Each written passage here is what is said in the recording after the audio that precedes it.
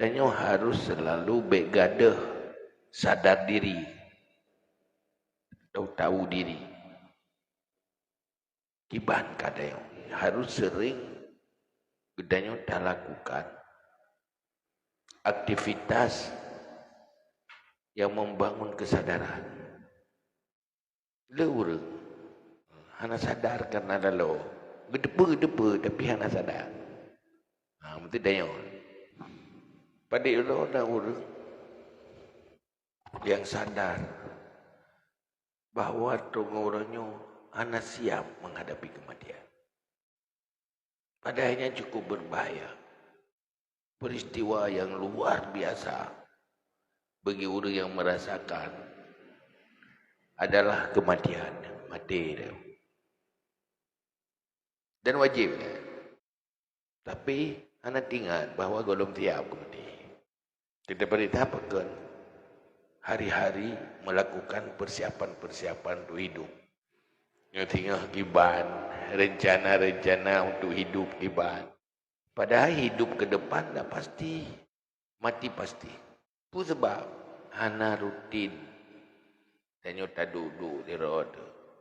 Tapi bahawa nak sebuah persiapan tu yang harus lebih siap, iaitu menghadapi kematian yang hana tahu oleh unulnyanyo untuk selama haji, dan siapapun akan melupakan danyo. Dia berhadapan dengan persoalan roh.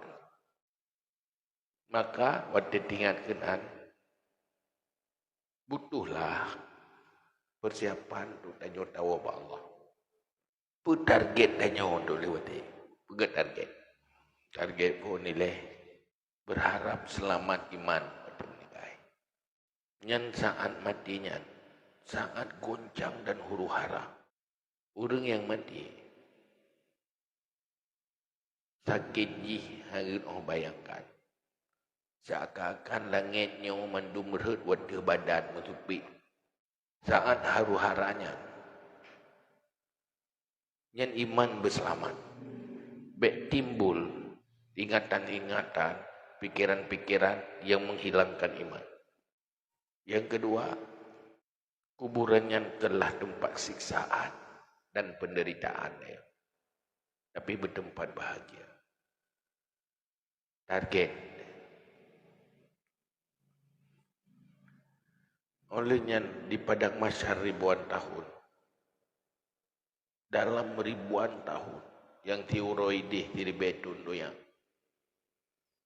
Butuh fasilitas perlindungan dia.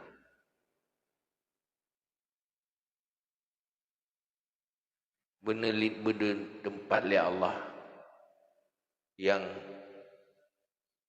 tempat yang melindung oleh Allah yang hanya perlindungan lain selain perlindungan Allah.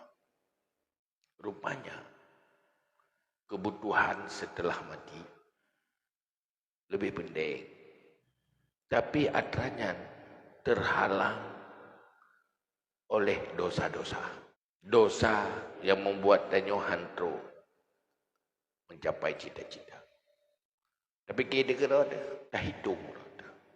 Dihitung berpasti. Dipna jumlah dosa yang kita lakukan. Berinci.